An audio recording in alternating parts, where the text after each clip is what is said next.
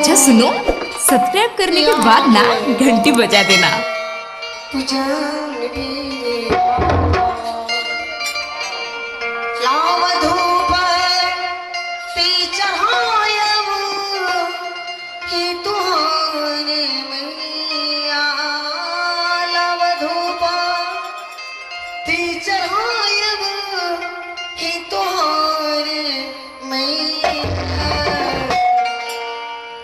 सबके दरबार में, मैया के दरबार में कैसे अच्छे कभी ताली बजा दियो।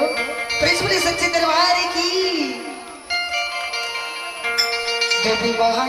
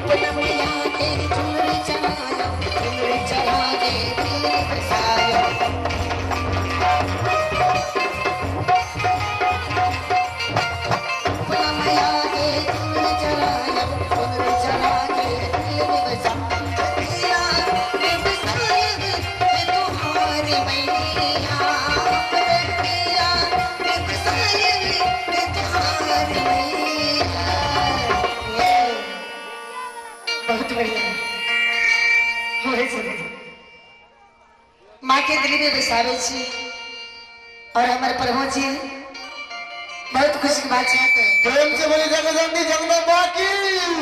एक बार से सबको भक्ति में विभोर रहू क्या तो हम महामानव से भक्ति करबे भव सागर पर हेबे। हे देवी महाया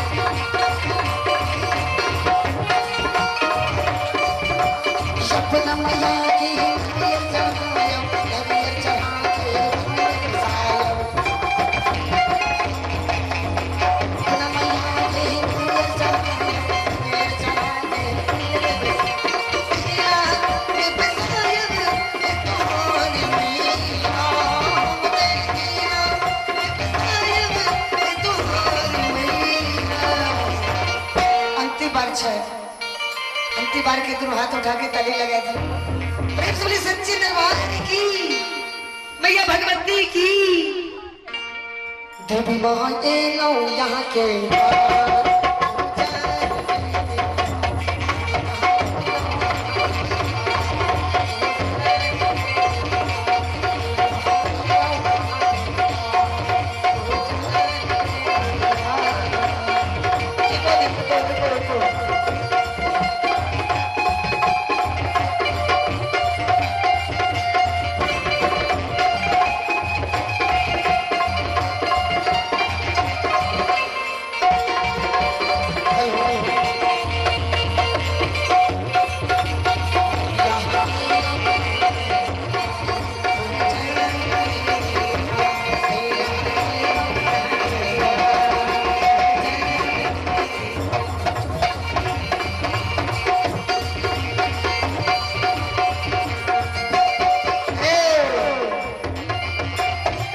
मैया के दरबार में नो आई नहीं के एकटा कन्याकुमारी चला